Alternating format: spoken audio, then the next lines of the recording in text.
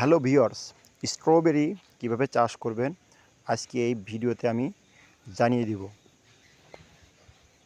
আপনারা সুন্দরভাবে ভিডিওটা দেখতে থাকুন। জমি ভালোভাবে চাষ করে নিতে হবে, মাটি ছোট ছোট করে ভেঙে নিতে হবে।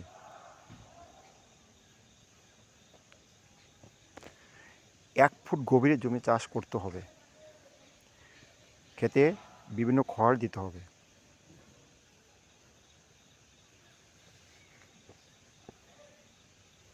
মনে রাখবেন, জমি ভালোভাবে চাষ না করলে আপনি কাঙ্ক্ষিত ফল পাবেন না। চাষের শেষে পরিমাণ মতন সার মাটিতে মেশাতে হবে, যাতে প্রত্যেকটা সার মাটির সাথে মিশ্রিত হয়। সেপ্টেম্বর থেকে অক্টোবর মাস পর্যন্ত রোপণের উপযুক্ত সময়। এই সময়ের ভিতরে লাগাতে পারলে কাঙ্ক্ষিত ফলন পাওয়া যাবে।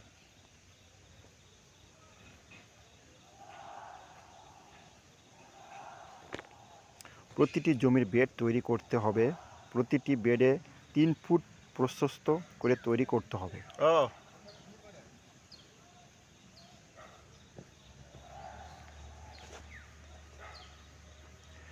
2 বেডের মধ্য দূরত্ব হবে 1 ফুট থেকে 1.5 ফুট চওড়া। প্রতিটি লাইনের 1 ফুট থেকে 1.5 ফুট দূরে দূরে চারা রোপণ করতে হবে। এই হিসাবে প্রতি শতকে প্রায় 150টি চারা রোপণ করা যাবে। সেক্ষেত্রে আপনি খেয়াল রাখবেন যাতে মাটির উর্বর থাকে, মাটিতে রস থাকে এবং রোদের জায়গায় লাগাবেন, কোনো প্রকার ছায়ার জায়গায় লাগাবেন না। যদি আপনি বাড়িতে ফুলের টবে লাগান তাহলে সেক্ষেত্রে ছাদের উপরে অথবা বারান্দাতে আপনি রাখতে পারবেন।